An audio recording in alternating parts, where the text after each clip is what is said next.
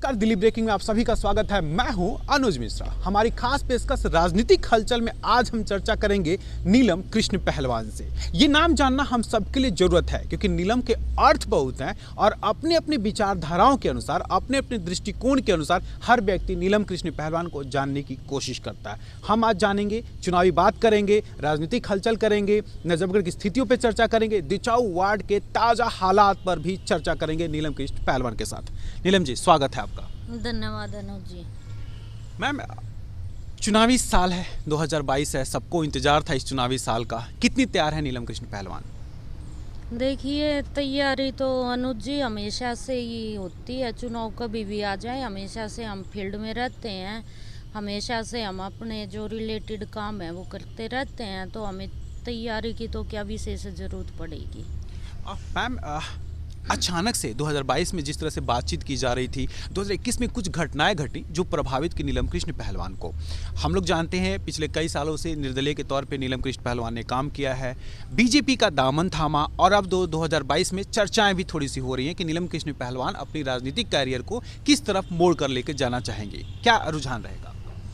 देखिए, ये डिपेंड करता है कि मैं एक विल बी कैंडिडेट हूँ, और ये भारतीय जनता पार्टी और हमारी जो चुनाव कोर कमेटी है ये डिपेंड करेगी, और बाद का जो इलेक्शन से रिलेटेड जो फैसला है वो कोई अकेली नीलम नहीं लेगी, वो तो जो कोर कमेटी बैठती है वो सब मिलके फैसला लेंगे।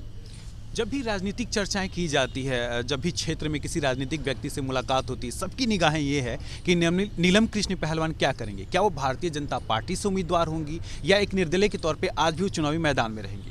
देखिए अनुज जी, बताया मैंने, मेरा काम बस तैयारी करना है, और मैं कैंडिडेट बनूंगी या नहीं बनूंगी ये भारतीय जनता पार्टी और हमारी जो चुनाव कोर कमेटी है वो डिसाइड करेगी। मैम, 10 साल एक लंबा सफर माना जाता है दिचाऊ वार्ड को लेकर के। आपने लगातार इसको प्रेजेंट किया है। कौन कौन सा एरिया है जहां लगता है कि यार मैंने बहुत से काम किए हैं और ये कोई नहीं कर सकता था नीलम कृष्ण पहलवान के अलावा? देखिए, जो राजनीति है वो मैंने भरत सिंह से और इस परिवार से सीखी है, तो समानता मेरे लिए सबसे पहले मेरी वो प्रायोरिटी होती है कि मैं किसी भी काम को लेकर किसी भी व्यक्ति विशेष के साथ कोई भेदभाव नहीं करूं। जैसे कि अगर सड़क बननी है तो जहाँ ज़रूरतें होंगी वहाँ सड़क बनी है, जहाँ साफ़ सफाई की ज़रूरत है वहाँ साफ़ सफाई हुई है, तो मैंने अपने एरिया को समानता के भाव से देखा है और हर जगह पे मैंने काम किया है। संतुष्ट हैं उन विकास कार्यों से, जिस विकास कार्यों की एक सोच रखी थी नीलम कृष्ण पहलवान ने कि जब मैं पार्षद बनूंगे या मुझे समाज सेवा का मौका मिलेगा तो मैं इन सभी कार्यों को अंजाम देकर के दिचाऊ वार्ड को एक आदर्श वार्ड में स्थापित करूंगी। क्या संतुष्टि है नीलम कृष्ण पहलवान को? जी बिल्कुल, मैं अपने कार्यकाल से 100% संतुष्ट हूँ, क्योंकि जितना बजट जो काम एमसीडी ने हमें प्रोवाइड किया है वो मैंने एज इट इज़ अपने एरिया को देने का काम किया है। चाहे वो लाइटों का हो, चाहे वो गली सड़क निर्माण का हो, चाहे वो पार्कों से रिलेटेड हो, चाहे वो एजुकेशन से रिलेटेड हो, जिस भी फील्ड में जो भी एमसीडी का बजट आया वो बजट मैंने लगाया, काम पूरा किया। तो मैं तो अपने काम से और अपने कार्यकाल से 100 की 100 खुश हूँ। नीलम जी, पिछले जब सालों को अध्ययन किया जा रहा है, ये भी अध्ययन किया गया कि किस तरह से कोरोना काल आया और कोरोना में एक जो है वो पूरा का वक्त ठहर सा गया। पिछले 2 साल कोरोना काल और उसके 6 महीना पहले जो था वो चुनावी आचार संहिता के दौरान था। 2.5 साल का विकास कार्य जो होना चाहिए था, जो मेन तुरुप का इक्का था एमसीडी के लिए, उससे आप उसको कहाँ देखती हैं आप? देखिए, मैं मानती हूँ कि कोरोना काल हमारे भारत पे ही नहीं अपितु पूरी विश्व पे एक कलंक का रूप लेके उभर के आया, लेकिन कोरोना काल में भी एमसीडी के कर्मचारी अपने काम से पीछे नहीं हटे। सोशल मीडिया का हमने सहारा लिया, सफाई कर्मचारी फील्ड में थे, हमारे जो एमसीडी का हेल्थ डिपार्टमेंट है वो फील्ड में था, तो एमसीडी के हर एक कार्यकर्ता ने, हर एक ने अपना बखूबी ड्यूटी निभाई और कोरोना काल में भी लोगों के लिए काम किया है। क्या कर रहे थे? सड़क की विकास की बात कर रहे हैं, लाइट की विकास की बात कर रहे हैं। कुछ जगहों पे सड़कों की स्थिति को लेकर के भी थोड़ी सी दयनीय स्थिति बनी हुई है। नीलम पहलवान उस पर क्या प्रतिक्रिया देंगे? देखिए, जो एमसीडी के अंडर में आती है, आप मेरे वार्ड में कहीं भी जाके घूम लीजिए, एमसीडी की एक भी कोई भी सड़क टूटी नहीं हुई है।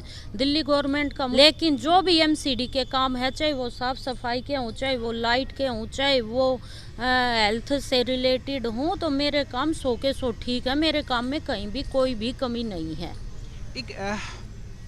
जब नजफगढ़ में आप आते हैं, कोई भी व्यक्ति जब नजफगढ़ में आता है और जब नजफगढ़ की राजनीतिक परिदृश्यता की चर्चाएं की जाती है, तो एक नाम लिया जाता है। वो नाम होता है नीलम कृष्ण पहलवान, या पहलवान परिवार उसको आप भी कह सकते हैं कि पहलवान परिवार का एक नाम लिया जाता है। और इस नाम के अनुसार जो है वो सारे कार्यों को लोग परखने की कोशिश करते हैं।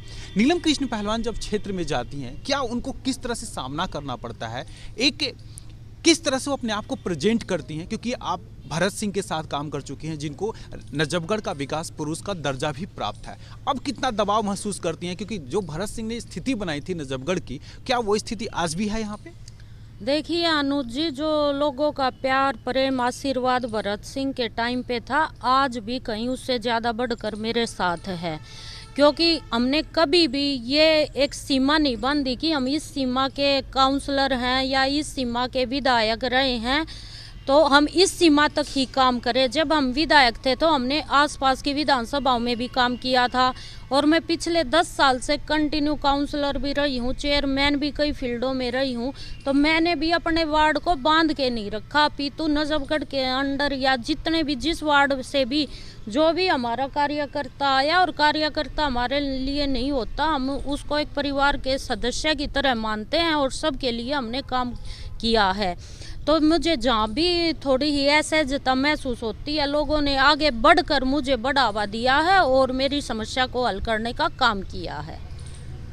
जब ये चर्चाएं चल रही थी सोशल मीडिया पे, जब पोस्ट डाला जा रहा था और बात हुई थी कि नीलम कृष्ण पहलवान का कल इंटरव्यू करना है, तो तमाम से ऐसे सवाल थे जो उन्होंने कहा कि क्या आप नीलम जी से पूछना पसंद करेंगे। मैं उसी में से एक सवाल उठाता हूं और आपसे पूछता हूं। कामों की चर्चा या कामों का लिस्ट आता है नीलम कृष्ण पहलवान से, क्योंकि अमूमन देखा गया अधिकारियों के साथ लोग बातचीत करते हैं, उस काम की समस्या के समाधान की बात करते हैं। नीलम कृष्ण पहलवान के बाद जब समस्याओं की लिस्ट आती है, तब उसके समाधान का तरीका क्या बनाया जाता है? देखिए, डिपेंड करता है कि समस्या क्या है। वैसे तो मेरे वार्ड में पहले से ही कोई समस्या रहती नहीं। जनता के बोलने से पहले ही मैं अपने वार्ड को एकदम साफ सुथरा रखती हूँ, और अगर कभी ऐसी ज़रूरत पड़ती है तो जिस फील्ड की जो समस्या होती है उससे रिलेटेड अधिकारी को बुलाया जाता है और समस्या को बता के सोल्व किया जाता है। 5 वार्ड हैं। 5 वार्ड में जिस वार्ड से आप अभी पार्षद हैं वो जनरल वार्ड में काउंट होता था। आप महिला प्रत्याशी होने के बाद वहाँ पे चुनाव लड़ी और चुनावी जीत हासिल किया। इस बार में वो महिला सीट घोषित किया गया है रोटेशन प्रणाली के तहत, यानी आपका अधिकार क्षेत्र आता है। पहले भी आपने अधिकार लिया था और अब आपके अधिकार क्षेत्र में आता है। अब किस तरह की तैयारी कर रही है नीलम कृष्ण पहलवान और कितनी दावेदारी करेंगे?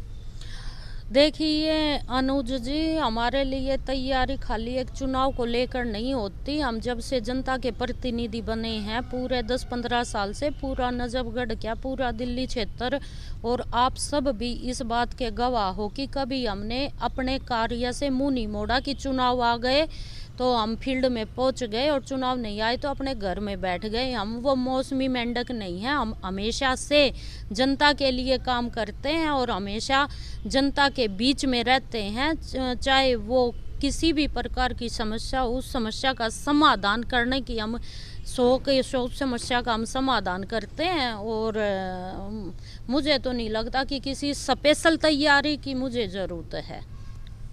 जब चुनाव के दौरान आप जाएंगी, माना जा रहा है कि आप चुनाव लड़ेंगी, आप चाहे जो भी कहें कि ठीक है पार्टी तय करेगी या जैसा भी होगा, लेकिन माना जा रहा है कि नीलम कृष्ण पहलवान एक उम्मीदवार जरूर होंगी। जब दिजाऊ वार्ड से जाएंगी, जब चुनावी चर्चाएं करेंगी, तो कौन कौन से प्रोजेक्ट को लेकर के दिजाऊ वार्ड के लोगों को आप मैनिफेस्टो जारी करेंगे कि ये प्रोजेक्ट है मेरा और ये काम इस बार मैं दिजाऊ वार्ड में जरूर करूँगी? जो हमारा एक संबंध है, ये एक राजनीतिक ऐसा संबंध है कि बिना कहे वो हमारी भावना को समझते हैं, मैं उनकी भावना को समझती हूँ। इसलिए मुझे किसी खास प्रोजेक्ट या खास प्लान की ज़रूरत नहीं होती। एक सम्मान, एक आशीर्वाद, एक प्यार, एक प्रेम हमेशा से जनता और मेरे वार्ड की तरफ से मुझे मिला है और इस बार भी वही मिलेगा।